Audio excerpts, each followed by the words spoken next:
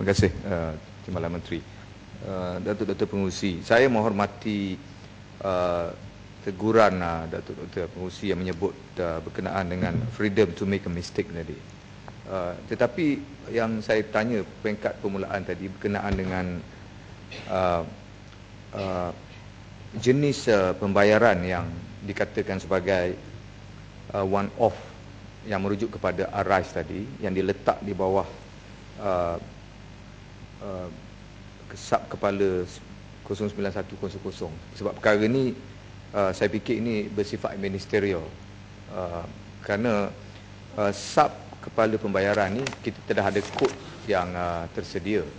Jadi sekiranya perlu kita ubah saja, kerana ini tidak menyebut tentang kesilapan fakta ataupun kesilapan maklumat. Ini tentang cara kita meletakkan jumlah perbelanjaan, kerana kalau Datuk Dr. Pengerusi rujuk, memang setiap tahun kita menggunakan pakai kod yang sama, dan secara kebetulan dia terlalu jelas. Oleh kerana di bawah perkara 90,100 ini memang digunakan setiap tahun, digunakan sebagai bertugas ke luar negara. Sedangkan yang kita letakkan dalam kertas untuk perbelanjaan tambahan ini, dia merujuk kepada one off untuk bayaran kepada ARISE tadi. Saya faham penjelasan tadi untuk kegunaan di Airport Senai. Cuma sekarang ni jenis perbelanjaan itu selalunya setiap tahun diguna pakai untuk bertugas di luar negara. Barangkali ada satu title lain di bawah one off yang kita gunakan untuk kita rujuk kepada jenis pembayaran untuk ARISE ini. Terima kasih Datuk Dr. Pengerusi. Datuk Dr. Pengerusi, terima kasih Yang Berhormat.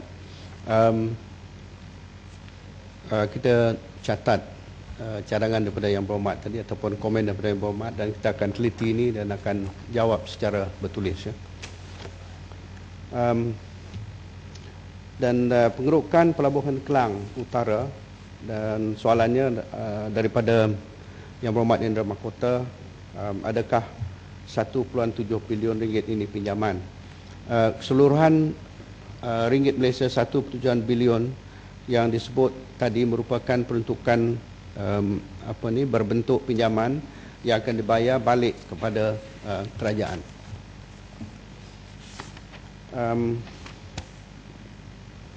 Yang Berhormat daripada Libaran menyentuh pasal lapangan terbang baru Tawau. Buat masa ini, Timbalan Menteri minta maaf, ya. Terima kasih kepada jawapan tadi. Sebab saya ada soalan tambahan tadi, saya nak tahu pinjaman tu daripada mana, pihak mana. Terima kasih.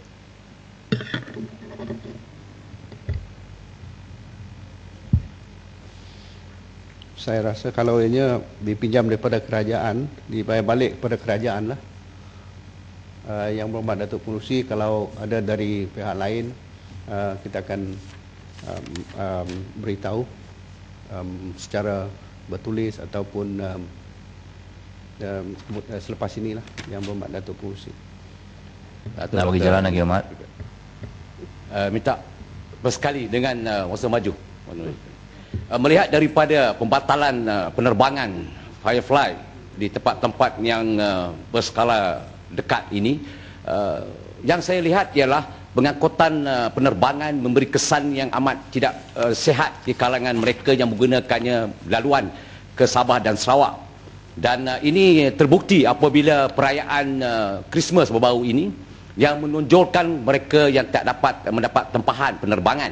Dan yang keduanya, terkesan daripada ini, adakah ia memungkinkan pekerja-pekerja mas yang saya lihat telah pun diwacanakan untuk diberhentikan kerja sekiranya pergabungan ini dan penerbangan Firefly ini diberhentikan dan membolehkan mereka ini direnti kerja sentarakan? Apa pandangan Timbalan Menteri kalau kementerian memandang ianya sebagai aspek masa depan pekerja itu sendiri? Sebab laporan yang 11,200 pekerja emas yang akan dipecat ini melibat secara langsung Firefly ini, dan terkesan ialah mereka-mereka yang terlibat anggotanya. Dan saya merayu kepada Timbalan Menteri supaya bertegas, tidak boleh memungkinkan 11,200 pekerja emas ini terjebak dalam pengangguran yang akan terwujud apabila pergabungan dan juga pembatalan flight ini dilaksanakan.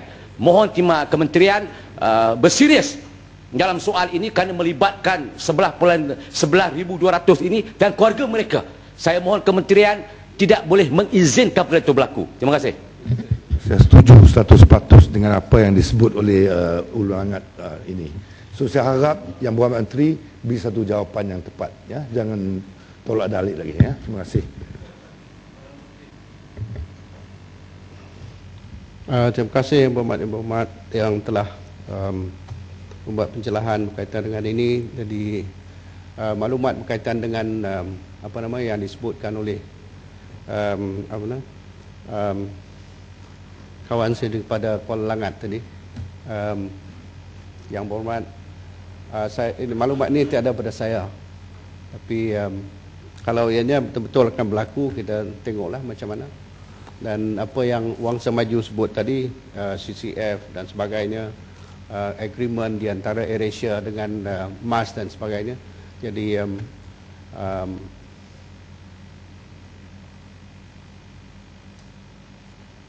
saya dimaklumkan bahawa perkara ini masih lagi dalam perancangan dan belum ada muktamad dan sebagainya.